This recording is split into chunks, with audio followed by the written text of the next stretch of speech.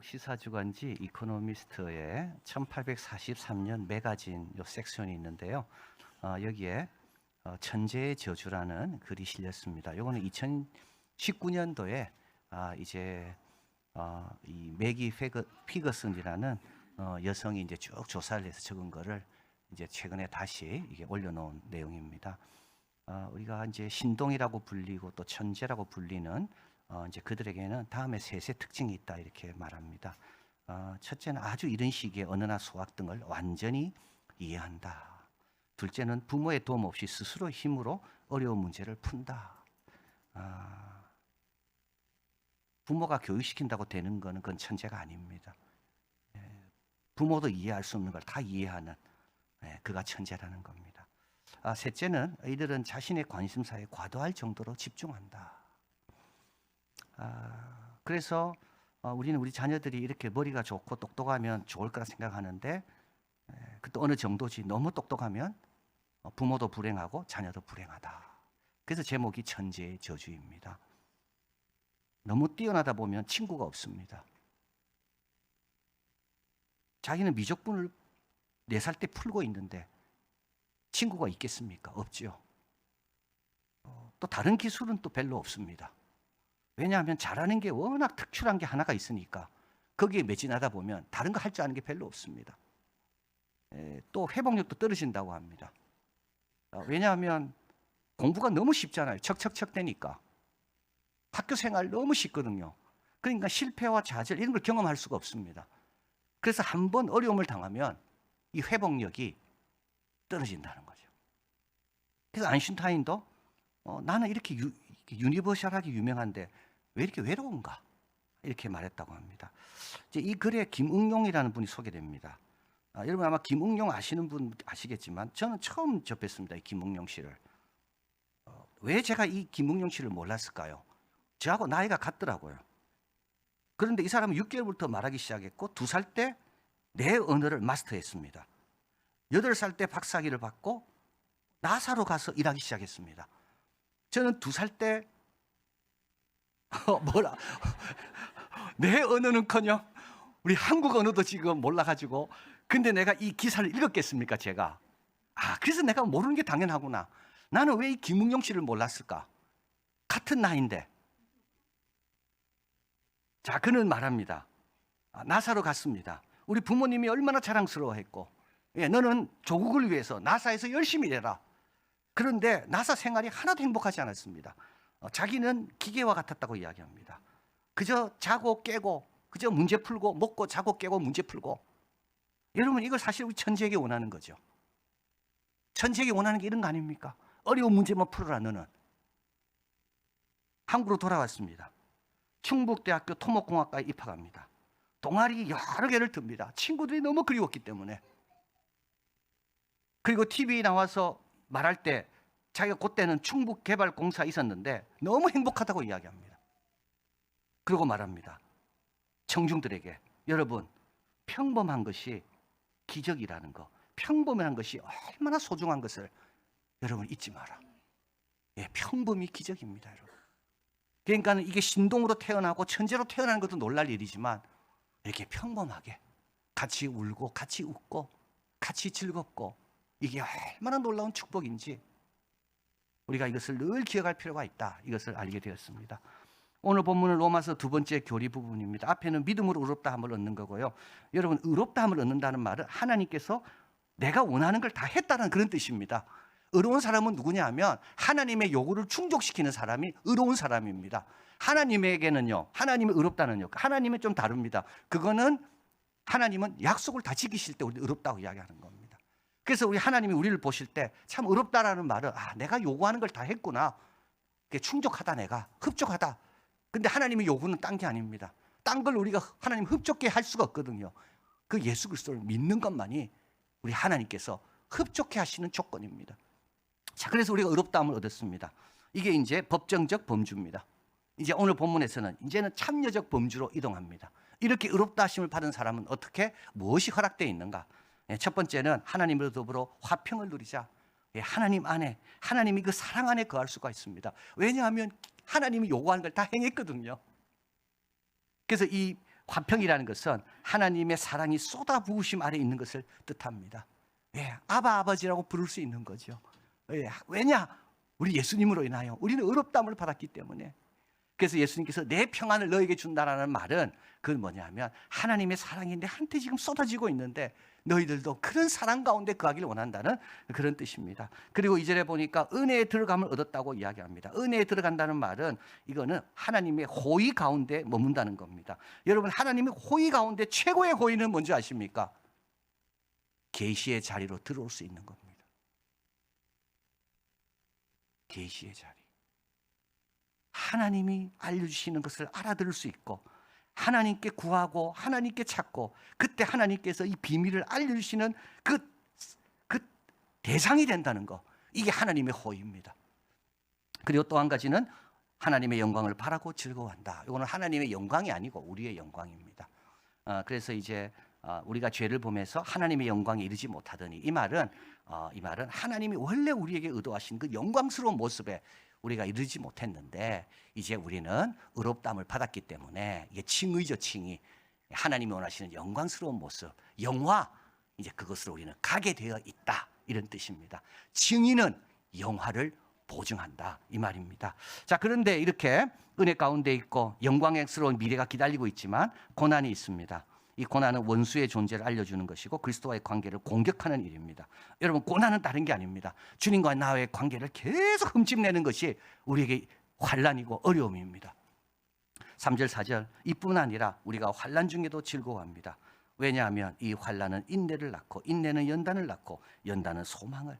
이 말은 뭐냐 하면 이 환난 가운데 우리는 성장할 수 있기 때문에 그렇습니다. 크리스토스무스는 말합니다. 우리를 위한 영광의 면류관은 끝없이 만들어지고 있다.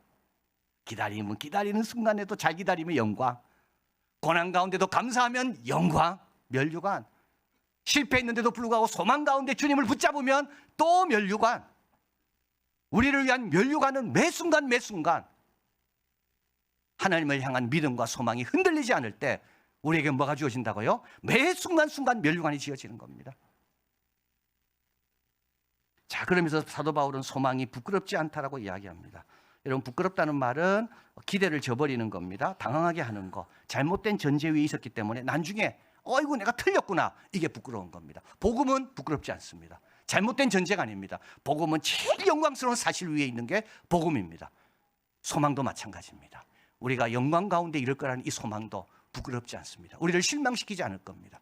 매 순간순간 면류관을 받다가 결국은 주님이 기뻐하는 그 아버지의 영광에 우리가 이르게 된다. 그 이유가 두 가지입니다. 하나는 하나님의 사랑 때문이죠. 5절, 우리에게 주신 성령으로 말미암아 하나님의 사랑이 우리 마음에 부은 바 되었다. 쏟아붓는 걸 뜻하는 겁니다. 하나님의 사랑이 쏟아붓습니다. 여러분, 하나님의 사랑을 뭐로 압니까? 예, 내가 어때야지 나는 하나님의 사랑받다고 합니까? 뭐 신동으로 태어나고 뭐 우리 가정은 뭐만 하면 잘 되고 아픈 사람 한 명도 없고, 우리 가정은 명문 가정, 큰아들 뭐하고 둘째 아들 뭐하고 사촌 뭐하고. 여러분, 그게 하나님의 사랑입니까? 아닙니다. 하나님의 사랑을 알 수 있는 건 십자가입니다. 하나님의 사랑이 우리 마음에 부은 바 됨이니. 6절, 우리가 연약할 때 기약대로 그리스도께서 경건치 않은 자를 위하여 죽으셨도다. 십자가지요. 연약할 때라는 말은 별 쓸모없을 때입니다. 경건치 않은 자는 경건에 관심이 없는 자입니다. 여러분, 예수님의 십자가는요, 신앙에 도대체 관심이 없는 사람을 위해서도 죽으셨어요. 예수님께서. 우리 예수님은요, 아무 쓸모없는 사람, 소위 요즘 말하는 세금만 낭비한다는 사람, 그 사람을 위해서도 예수님은 죽으셨어요. 그 사람도 천하보다 귀한 것이고 그 사람도 우리 하나님의 손바닥에 이름이 새긴 자들입니다. 의인을 위하여 죽는 자 쉽지 않습니다. 의인이라는 것은 굉장히 뛰어난 사람입니다. 여러분, 굉장히 뛰어난 사람이 있다고 내가 그 사람 대신 죽습니까? 안 죽습니다. 우리 선인은 누구냐 하면 나에게 너무 잘해주는 사람입니다. 나의 후원자입니다. 그 사람을 위해서면 좀 생각할 수가 있겠죠. 그러나 8절, 죄인 되었을 때, 자 보십시오. 연약한 자, 경건한 자, 경건치 못한 자, 죄인. 죄인은 아주 교만한 자입니다. 죄인은 특징이 뭐냐면 알면서 죄 짓는 게 죄인입니다. 그래서 율법이 오기 전에는 죄가 없었다고 말합니다. 그 말은 뭐냐면 율법을 모를 때는 그 경건치 않은 것에 끝났어요. 연약한 걸로 끝났어요. 근데 율법이 오고부터는 뭐가 됩니까? 알면서도 죄 짓는 거예요. 교만한 사람. 하나님께서도 이들을 위해서 아들을 죽으셨습니다. 여러분, 예수님 십자가 한번 생각해 보십시오. 십자가 돌아가실 때 거기 주위에 누가 있었습니까? 조롱하는 자 있었고, 못 박는 자 있었고, 배반하여 도망치는 자 있었고, 가슴을 치며 우는 여인들도 있었고, 예수님은 십자가 위에서 다 그들을 위해 죽으신 거예요. 다 그들을 사랑하시는 거예요. 마지막 절정입니다. 원수 되었을 때, 원수는 대적 관계입니다. 원수는 대적 관계입니다. 적대 관계입니다. 하나님은 이들과도 화목되기를 원하십니다. 우리는 화목되기를 원치 않아요. 몰라서 그래요. 우리는 하나님과 화목하는 거 별로 신경 안 씁니다. 왜? 우리는 몰라서 그래요. 하나님과 화목할 때 얼마나 큰 복을 누리는지 우리는 모르기 때문에. 근데 아버지는 아십니다. 아버지 품으로 오면 우리가 어떻게 달라지는지를. 그래서 화목해 하기 위해서 아들을 십자가에 내어주신 겁니다. 그래서 여기에서 그 살으심으로 인하여 구원을 얻었다. 이 구원이라는 것은 영광스러운 회복을 말합니다. 자, 그래서 우리는 이렇게 사랑을 받고 구원 얻은 자들이기 때문에 우리의 소망은 반드시 이루어진다. 또 한 가지입니다. 여기는 이제 구속사의 조감도가 여기서 등장합니다. 아담으로 시작된 죄, 사망의 역사, 예수님으로 인하여 그 사망과 죄의 역사가 완전히 바뀌는 그 구속사, 그것이 여기서 일어납니다. 한 사람으로 말미암아 죄가 세상에 들어왔습니다. 아담이 죄가 들어오도록 문을 연 겁니다. 죄가 막 이 세상에 쏟아 들어옵니다. 그런데 죄만 들어온 게 아닙니다. 사망도 들어옵니다. 여러분, 죄는 뭡니까? 죄와 사망은요, 이 세상을 다스리는 겁니다. 폭군들입니다. 우리를 멸망케 하는 겁니다. 그래서 우리는 모두 거기 종노릇하고 있습니다. 아무리 큰 소리 쳐도 죄를 이길 사람은 없어요. 아무리 큰 소리 쳐도 사망을 이길 사람은 없다니까요. 사망은 뭡니까? 생명의 근원 대신 하나님으로부터의 단절입니다. 우리는요, 생명의 근원 대신 하나님 안에 거하는 거예요. 자, 이게 아담의 역사입니다. 자, 그런데 이제 예수님이 오셨고 그 역사가 바뀝니다. 이게 이제 구속의 역사입니다. 그런데 그 역사는 어떻게 바뀌는가? 더 놀랍게 바뀝니다. 15절, 그러나 이 은사는 그 범죄와 같지 않으니 곧 한 사람의 범죄로 인하여 한 사람이 죽었은즉 하나님의 은혜 또 한 사람 예수 그리스도의 은혜로 말미암아 선물이 은혜의 의의 열매가 의의 생명이 넘쳤다 뜻하는 겁니다. 딱 맞게 주신 게 아니에요. 넘치게 주신 거예요. 11절, 은혜와 의의 선물을 넘치게. 20절, 죄가 더온 것에 은혜가 넘치게. 우리 하나님 주실 때 넘치게 주십니다. 흔들어서 넘치게 주십니다. 자, 그래서 이를 기적 중에 기적이라고 말합니다.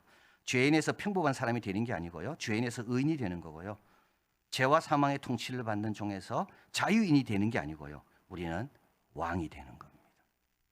넘치게. 자, 21절, 이는 죄가 사망에서 왕노릇한 것 같이 은혜 또한 의로 말미암아 왕노릇한다. 자, 그래서 우리는 어디로 이동했는가? 죄와 사망에서 은혜와 의의 영역으로 이동했습니다. 예수님 때문에요. 그래서 우리는 영생에 가는 길로 들어섰고, 이 영생이라는 것은 하나님의 영광으로 변화되는 그 순간을 뜻하는 겁니다. 칭의에서 영화입니다. 우리는 지금 어디에 있습니까? 여러분과 저는 어디에 있습니까? 어느 영역에 있습니까? 은혜와 의와 생명의 영역에 있습니다. 죽어도 살겠고 여기에 있는 거예요. 우리는 지금 그 역사에 참여하고 있는 거죠. 오늘 유아 세례 받고 아생 세례 받는 우리 자녀들, 여러분, 한 생명이 태어나는 게 기적입니다. 사실은 작은 거지만 모든 걸 다 갖고 있는 정말 놀라운 기적. 그런데 믿음의 가정에 태어난 것 더 놀라운 기적입니다. 그리고 오늘 그 부모들이 이 아이를 주님께 올려드리겠다고 유아 세례 받겠다고 하는 그 놀라운 게 기적입니다. 여러분, 우리 아기들, 아동 세례 받는 우리 아이들, 그 자그마한 체부지만 주님 앞에 무릎 꿇고 엎드리는 그 모습이 우리 얼마나 놀라운 역사입니까? 은혜 안으로 들어오는 거고요, 영광의 소망을 향해 출발하는 겁니다. 기적 중에 기적인 거죠. 오늘 우리가 이 자리에 있는 것도 기적 중에 기적입니다. 은혜의 자리로 늘 나가시고 소망에 흔들리지 마시길 바랍니다. 하나님의 사랑을 자꾸 다른 걸로 자꾸 확인하려 하지 마시고요. 그러면 지혜도 없고 능력도 없습니다. 지혜와 능력을 얻으려면 하나님의 사랑을 십자가에서 발견하는 사람은 지혜도 생기고 능력도 생깁니다. 그 사람은 계속 그 자리에 머무는 거죠. 면류관, 순간순간 매 순간 면류관 받으면서 앞으로 나아가는 우리가 되기를 바랍니다.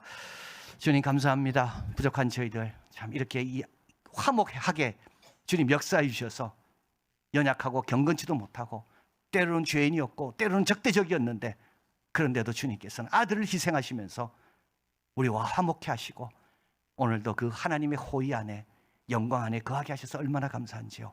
하나님 저희들 우리에게 열어놓으신 은혜의 자리로 늘 나가게 도와주시고 그리고 환난이 있고 어려움이 있어도 소망에 흔들림이 없어서 매 순간이 다 면류관 받고 주께 영광 돌리며 기적 중에 기적의 영역에 사는 우리들이 다 되게 하여 주시옵소서.